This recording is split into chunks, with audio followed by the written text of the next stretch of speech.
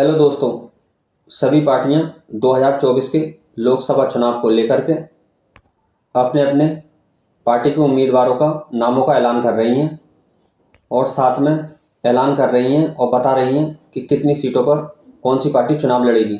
इसी कड़ी में AIMIM पार्टी यानी ऑल इंडिया इत्तेहादुल मुस्लिमीन के राष्ट्रीय अध्यक्ष असदुद्दीन ओवैसी साहब ने भी ऐलान कर दिया है कि हम 3 सूबों की 3 सीटों पर लोकसभा का चुनाव लड़ेंगे। वे कौन से सूबे हैं और कौन सी सीटें हैं हम आपको इस वीडियो में बताएंगे। जो फिलहाल उन्होंने 3 सीटों का जिक्र करा है उसमें तेलंगाना की राजधानी हैदराबाद लोकसभा सीट पर पार्टी चुनाव लड़ेगी उन्होंने बताया, और बताया महाराष्ट्र की औरंगाबाद की सीट पर भी पार्टी लोकसभा का चुनाव लड़ेगी। और तीसरा सूबा बिहार, उसमें पूर्वांचल की किशनगंज लोकसभा सीट से भी पार्टी चुनाव लड़ेगी। फिलहाल इन 3 सूबों की ये 3 लोकसभा सीटें हैं जिस पे असदुद्दीन ओवैसी साहब ने क्लियर कर दिया है कि पार्टी 2024 का लोकसभा चुनाव लड़ेगी। सिर्फ असदुद्दीन ओवैसी साहब ने 3 सीटों का ऐलान किया है, ना कि अभी प्रत्याशियों का।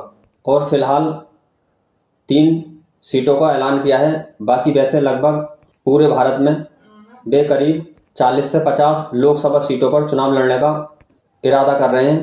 सबसे ज़्यादा तकरीबन 20 सीटों पर उत्तर प्रदेश में उनकी पार्टी चुनाव लड़ेगी।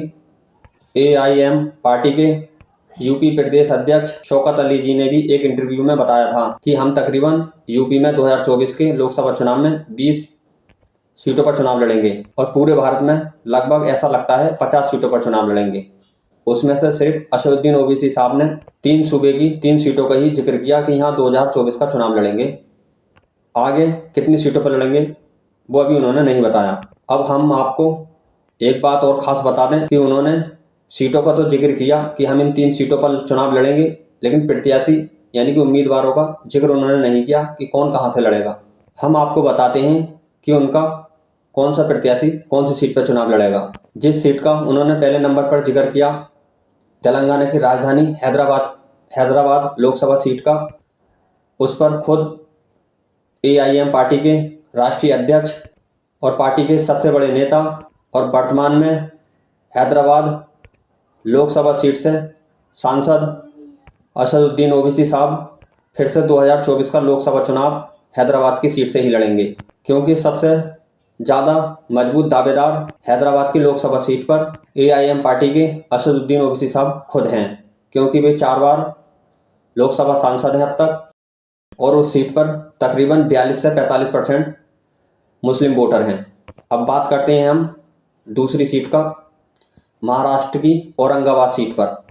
महाराष्ट्र के सबसे बड़े AIM पार्टी के नेता और मौजूदा औरंगाबाद से AIM पार्टी के लोकसभा सांसद डॉक्टर इम्तियाज जलील अहमद जी हैं। जी हाँ, वे 2024 का लोकसभा चुनाव दोबारा से औरंगाबाद सीट से ही लड़ेंगे। सबसे ज़्यादा मजबूत दावेदार हैं उस सीट पर। वे सीट औरंगाबाद की 18 से 20 साल से लगातार शिवसेना के कब्जे में थी, जो कांग्रेस भी 20 साल से उस सीट को नहीं जीत सकी। जो कि AIM पार्टी ने सीट जीती है, उस पर 20 से 30% मुस्लिम वोटर हैं। अब बात करते हैं हम तीसरे राज्य की तीसरी लोकसभा सीट की, जो असदुद्दीन ओवैसी साहब ने जिसका जिक्र किया। बिहार की पूर्वांचल में आने वाली किशनगंज लोकसभा सीट से चुनाव लड़ेंगे बिहार के सबसे बड़े AIM पार्टी के नेता और बिहार के प्रदेश अध्यक्ष और मौजूदा पार्टी के विधायक अख्तरुल इमान साहब, क्योंकि बिहार में वे सबसे ज़्यादा पार्टी के बड़े और मजबूत नेता हैं और चेहरा हैं। दूसरा, पार्टी के बहुत ही वफादार साथी हैं। आपको बता दूं कि AIM पार्टी 2019 के लोकसभा चुनाव में भी 3 सीटों पर चुनाव लड़ी थी। 3 में से 2 सीटें AIM पार्टी जीती, यानी एवरेज रहा लगभग 65% का। 3 लड़ी, 2 जीती। हैदराबाद लड़ी, जीती। महाराष्ट्र की औरंगाबाद लड़ी, जीती। और बिहार की किशनगंज लड़ी, चुनाव हारी। लेकिन पार्टी ने अपना जनाधार बढ़ा लिया। 2019 में प्रत्याशी लोकसभा का चुनाव तो हार गया, तकरीबन 2 लाख वोट लाया। 2020 में बिहार का विधानसभा चुनाव हुआ, पार्टी फिर चुनाव लड़ी वहां पर तकरीबन 25 सीटों पर। 25 सीटों में से AIM पार्टी 20 सीटों पर चुनाव हारी और 5 सीटें 2020 के विधानसभा चुनाव में जीती।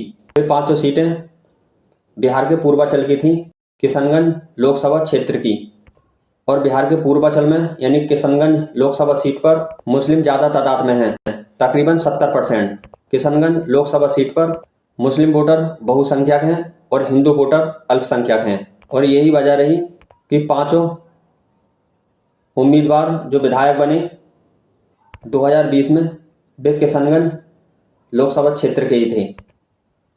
लेकिन 4 विधायक AIM पार्टी छोड़कर लालू यादव जी की पार्टी में चले गए। सिर्फ वहां पर AIM पार्टी के प्रदेश अध्यक्ष अख्तरुल इमान साहब ही पार्टी के साथ रहे। और ये पक्का माना जा रहा है कि किशनगंज लोकसभा सीट पर बिहार के प्रदेश अध्यक्ष और मौजूदा पार्टी के विधायक अख्तरुल इमान साहब ही किशनगंज लोकसभा सीट से उम्मीदवार होंगे। और जैसे जैसे पार्टी अपने उम्मीदवारों के नामों का ऐलान करेगी, हम आपको बताते रहेंगे भारत की जो प्रमुख पार्टियां हैं उन सभी के बारे में। तो दोस्तों, ये थे AIM पार्टी के संभावित उम्मीदवारों के नाम। और जो AIM पार्टी के राष्ट्रीय अध्यक्ष असदुद्दीन ओवैसी साहब ने 3 सूबों की 3 लोकसभा सीटों पर चुनाव लड़ने का जो ऐलान किया था। अगर आप इस तरह की वीडियो देखना व सुनना चाहते हैं और हमारी वीडियो आपको पसंद आई है तो हमारी वीडियो को लाइक करें, और चैनल को देखना चाहते हैं तो हमारे YouTube चैनल मोहम्मद इब्राहिम सलमानी को सब्सक्राइब करें, बेल आइकन दबाएं ताकि सबसे पहले आने वाली वीडियो आप तक पहुंच सके।